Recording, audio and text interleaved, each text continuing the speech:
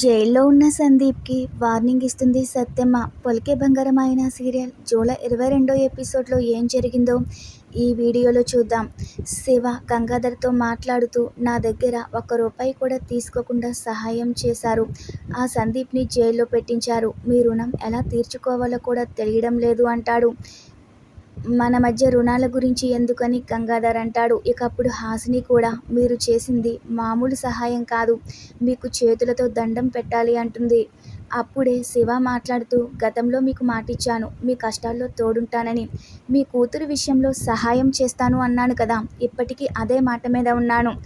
ఆ సాయం చేసే అవకాశం వస్తే ఖచ్చితంగా చేసి మీ మొహం మీద చిరునవ్వు చూస్తాను. ఏదో రకంగా మీ రుణం తీర్చుకుంటానని శివ అంటాడు.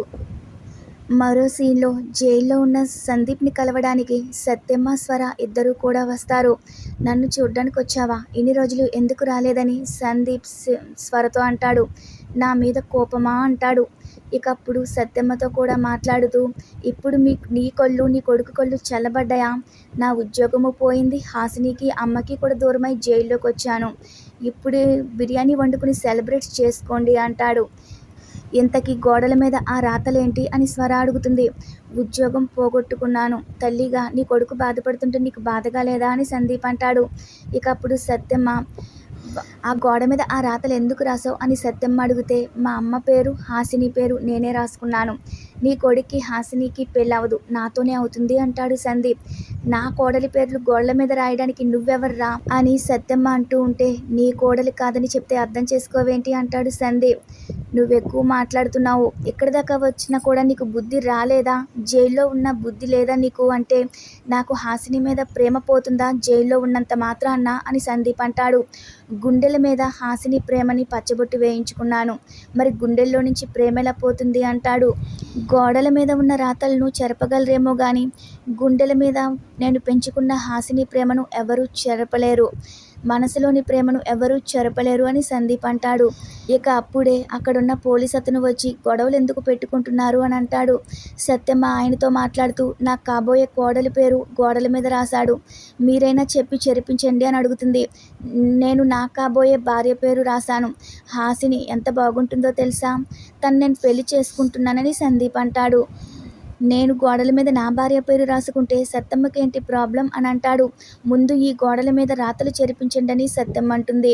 తను మా శివయ్యనే పెళ్లి చేసుకుంటుంది, అది శివయ్య గాడి పెళ్ళమే అంటుంది సత్యమ్మ. ఈ సందీప్ మంచివాడు కాదు, కావాలంటే వీళ్ళమ్మని అడగండి అని సత్యమ్మ అంటుంది. చెప్పమ్మా నీ కొడుకు మంచోడని చెప్పు, నా కొడుకు చెప్పేదంతా అబద్ధం అంటుంది స్వర. హాసిని శివనే పెళ్లి చేసుకుంటుందని స్వర అంటుంది. దయచేసి ఈ గోడల మీద ఉన్న పేర్లు చెరిపించేయమని స్వర ఆ పోలీస్ ఆయనతో చెప్తుంది. ఇక అక్కడి నుంచి వాళ్ళిద్దరూ వెళ్ళిపోతారు. మరో సీన్లో గంగాధర్ బామర్తి దుకాణంతో తన వివరాలన్నీ అడిగి తెలుసుకుంటాడు సహదేవ్. మా బావ భూమి పేపర్ల మీద మా బావ చేత మీరు సంతకం పెట్టిస్తే మీరు చెప్పినట్లు చేస్తాను అంటాడు సహదేవ్. ఇక అష్టలక్ష్మి ఫోటో చూపిస్తూ ఇంటర్ అయింది, డిగ్రీలో చదువుతుందని, ఏం చేయాలో మొత్తం వివరంగా చెప్తాడు సహదేవ్. నువ్వు మాకు కావాల్సింది చేయి, నేను మీకు కావాల్సింది చేస్తానని సహదేవ్ అంటాడు.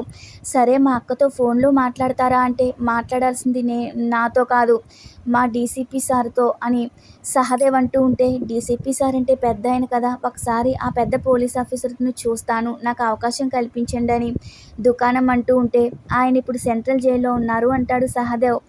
ఓహో డీసీపీని జైల్లో వేశారా అంటే కాదు, కేసులో జైల్లో ఉన్నాడు అని సహదేవ్ చెప్తాడు.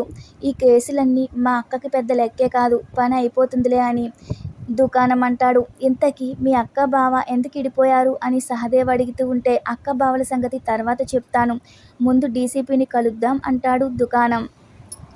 మరో సీన్లో స్వర సత్యమ్మతో మాట్లాడుతూ నా కడుపున పుట్టినవాడు దూరమై నీ దగ్గరికి చేరితే నా కడుపులో పుట్టనివాడు నా దగ్గర పెరిగాడు, నీ పెంపకంలో శివ ఉత్తముడయ్యాడు, నా పెంపకంలో సందీప్ ఇలా తయారయ్యాడని చాలా బాధపడుతుంది.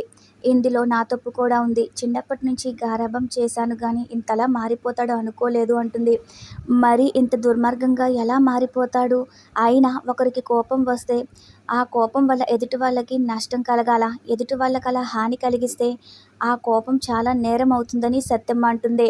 ఆ కోపానికి వేరే వాళ్ళ జీవితాలు బలి అవ్వకూడదు అంటుంది. మా కుటుంబం మొత్తం బలైపోయిందని, నేను, అష్టలక్ష్మి, హాసిని, శివ అందరూ ఎంతో బాధపడ్డారో మీకు అసలు చాలా విషయాలు తెలీదు, కొన్నే తెలుసని సత్యమ్మ చెప్తూ ఉంటుంది. ఇద్దరు అన్నదమ్ములు ఇంత శత్రుత్వం ఏంటో నాకే అర్థం కావడం లేదని సత్యమ్మ అంటుంది. వాడు మారతాడని, వాడిని నాతో ఆశ్రమానికి తీసుకెళ్లి మార్పు తీసుకురావాలనుకున్నాను. ఇప్పుడు వాడు మాట్లాడిన మాటలు చూస్తుంటే అవి జరిగేలా కనిపించట్లేదని స్వర అంటుంది.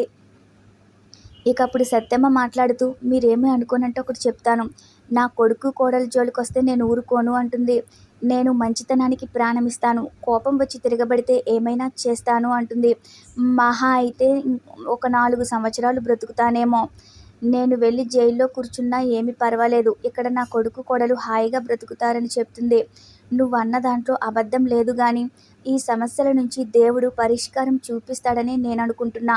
నువ్వు తొందరపడి ఎలాంటి నిర్ణయం తీసుకోవద్దు అని స్వర అంటుంది. నేనిప్పటికే చాలా ఆలస్యం చేశాను. ఈ పని ఎప్పుడో చేసి నేను జైలుకెళ్ళాలి. తన వల్ల నాకెలాంటి ప్రమాదం లేదు, ప్రస్తుతం జైల్లో ఉన్నాడని నేననుకున్నాను గాని ఇప్పుడు సందీప్ మాటలిన్నాక ఆ ప్రమాదం ఏ రూపంలో వస్తుందో అని భయం వేస్తుందని నేను మీకు మాట ఇవ్వలేను, క్షమించండని ఇక సత్యమ్మ అక్కడి నుంచి వెళ్ళిపోతుంది. మరో సీన్లో దుకాణం తన అక్కకి ఫోన్ చేస్తాడు. బావ మొండికేస్తున్నాడని, ప్రాణం పోయిన ఆస్తి పేపర్ల మీద సంతకం పెట్టనంటున్నాడని దుకాణం అనగానే చండిక నవ్వుతుంది. మనం అడగ్గానే చేస్తే వాడు గంగాధర్ ఎందుకు అవుతాడు?